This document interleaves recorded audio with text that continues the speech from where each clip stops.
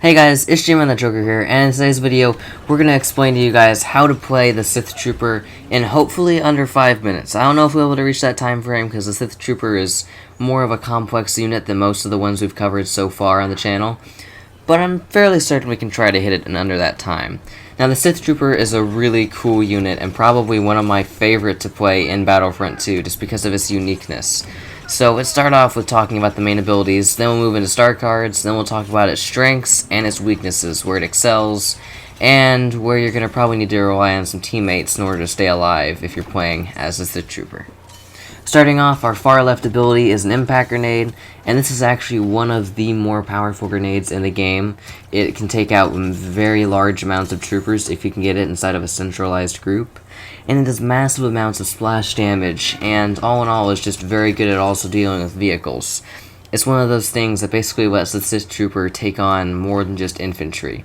It allows it to take on small-sized vehicles. I wouldn't say any massive-sized vehicles can be destroyed with this thing, unless you had a lot of them, but at that point, I'm fairly certain teammates will help you take it out. But it can definitely be used to do some damage to people, and it can be used to push back opponents if you toss it into a key sector, making it a very powerful power play tool. Now moving on to the middle ability, this just reveals hostiles in the near vicinity to you, and it also increases your battle point gain from killing opponents that you revealed. And I'm not completely certain on this, I'm very close to being certain that when you reveal it for yourself, it also reveals those enemies to your teammates. So this ability can have many uses if you guys are right next to a large group of enemies and you reveal it so your teammates can see exactly where they are and they can help you push in there and clear them out. Now moving on to the far right ability, this is simply an increased sprint speed ability, and it increases your sprint speed drastically, along with regenerating HP while you're running, allowing you to move to new objectives or retreat while gaining back some of your health. Now let's hop into the star cards section of this video, and the first one I can recommend equipping is Desperation, which reduces ability recharge times when damage is dealt to you. Everyone's going to be shooting at you if you're a glowing red target on the battlefront, and being able to regenerate some health when people shoot at you is very cool, as this increases your ability recharge time, meaning you can use your far right ability to regenerate health, basically meaning this is almost like a health regeneration on kill ability, if you play it right. Depends on exactly how you use it, but it can be very powerful.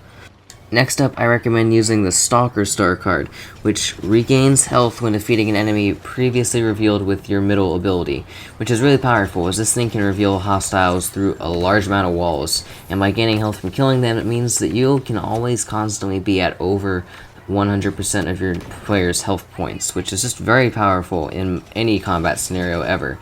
Having more health than your class physically should is a very good ability, especially if you're going to take on multiple groups of people like you should be if you're using this class, because it's basically what it's designed for. And then finally, you're going to use the star card that increases the amount of evades you have, as with your basically a really low amount of health and high damage rate you take from blasters, it's going to be extremely effective to be able to roll away from opponents, and that one extra roll can be really helpful in combat. Now moving into weaknesses, it's going to be long-range engagements. If you're taking on blaster heroes, you're going to want to get as far away as possible, as the Sith Trooper's blaster is extremely inaccurate, and the only real accurate version is the one that you have to do to hold down the aim button. But then again, that takes a long recharge time, especially when you have a hero shooting at you with a fast-firing blaster, and 9 out of 10 times you're going to die in those scenarios.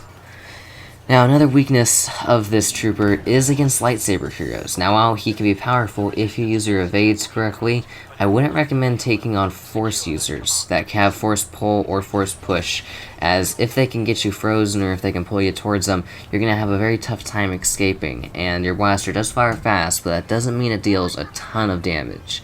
And so really, all in all, just stay away from heroes. You can pretty much rush up to any infantry with this guy without a problem. But if you're pushing heroes, you're going to realize the Sith Trooper isn't that powerful against them, due to his blaster's inaccuracies and its low damage output for its fast fire rate.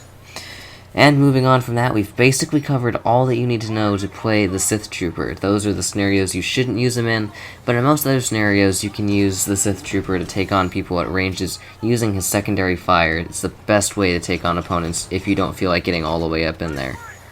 But yeah, with this, I hope you enjoyed the video, I hope you learned something new. If you did, don't forget to like the video and subscribe to the channel. And if not, tell me down below why you didn't learn anything new and what you'd like to see from these videos so I can work on improving them as a whole and improving the channel. And with that, this is J-Man the Joker signing off. Have an awesome rest of your day. Peace.